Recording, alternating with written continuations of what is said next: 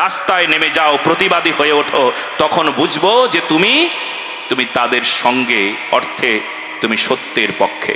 তোমার ইষ্ট রাম, তোমার ইষ্ট কৃষ্ণ, তোমার ইষ্ট গুরুদেব, তোমার ইষ্ট রাধা, তার সম্বন্ধে নানা প্রকার কুরুচিকর মন্তব্য করছে আর তুমি চুপ করে আছো, তুমি কথা বলছো না, তোমার কোনো প্রতিবাদের ভাষা নাই, তোমার মুখের কোনো শব্দ নাই, তুমি চুপ করে আছো, তার মানে তুমি সমর্থন করলে, অতএব তুমি অপরাধী হলে। যতটুকু পারো প্রতিবাদ করো। বলে প্রতিবাদের ভাষা নাই, আমি অশিক্ষিত মানুষ, আমি কিছু বুঝি না, তবে এইটুকু বুঝেছি যে আমাদের ধর্মের ওপর আঘাত হচ্ছে, এইটুকু বুঝেছি আমার ধর্মের ওপর আঘাত হচ্ছে, বুঝেছো? বলে তাহলে কি করবে তুমি? বলে যারা প্রতিবাদী তাদের সঙ্গে মিশে যাও, এক হয়ে একসঙ্গে প্রতিবাদ করো, রাস্তায় নেমে যাও, প্রতিবাদী হয়ে ওঠো, তখন বুঝবো যে তুমি তাদের সঙ্গে, অর্থে তুমি সত্যের পক্ষে। বুঝলে তো?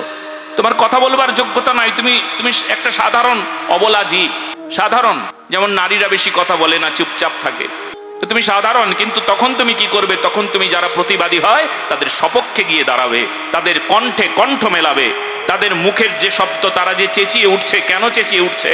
ধর্ম রক্ষার জন্য তারা চেঁচাচ্ছে, তুমিও ওই স্বরে সুর মেলাবে। পারবে? পারতেই হবে। ধরো গৌরক্ষার আন্দোলন হচ্ছে, তুমি অত কিছু বোঝো না, অত কিছু জানো না, তুমি একদম সাধারণ, অতি সাধারণ, কিন্তু তুমি ধর্মের পক্ষে হয়ে তাদের পাশে দাঁড়াবে, তাদের কণ্ঠে কণ্ঠ মেলাবে, তিনি কি বলছেন, গুরুদেব কি বলছেন, বৈষ্ণবরা কি বলছেন, আমাকে পেছন থেকে তাই করতে হবে। একে বলা হয় সঙ্গ। তুমি তখন সঙ্গ শক্তিতেই গিয়ে এক হবে, যুক্ত হবে। এর নাম বৃহৎ আন্দোলন, এর নাম বড় আন্দোলন। আমাদের ভক্তির জগতেও ভক্তি আন্দোলন হয়, আর এই ভক্তি আন্দোলন বারবার আমাদের করতে হয়েছে। আপনারা যে আন্দোলন বলেন, কেবলমাত্র আন্দোলন এখন আর নাই এরকম নয়। সাধুরা, সন্তরা, আমাদের ধর্ম সেই আন্দোলন করতে শেখায়, তার নাম ভক্তি আন্দোলন। ধর্ম রক্ষার জন্য আন্দোলন, সত্য রক্ষার জন্য আন্দোলন, সবার আত্যন্তিক কল্যাণের জন্য আন্দোলন, দেশ রক্ষার জন্য আন্দোলন। কে করবে? কে দেশ রক্ষা করবে? কে সমাজ রক্ষা করবে? কে রাষ্ট্রকে রক্ষা করবে?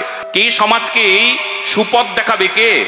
একজন সৎ মানে সাধু, সাধু মানে ভগবত ভক্ত, সাধু মানে ভগবানের নিজজন, সাধু মানে যার হৃদয়ে সদাচার আছে, যিনি সত্য নিষ্ঠা পরায়ণ, যিনি ভগবত চরণে নিজেকে উৎসর্গ করেছেন, তিনি সাধু। তার পাশে আপনাকে দাঁড়াতে হবে, সতের পাশে আপনাকে দাঁড়াতে হবে, ন্যায় নীতি পরায়ণ মানুষের পাশে আপনাকে দাঁড়াতে হবে। ধর্ম রক্ষার এটা নিয়ম গো।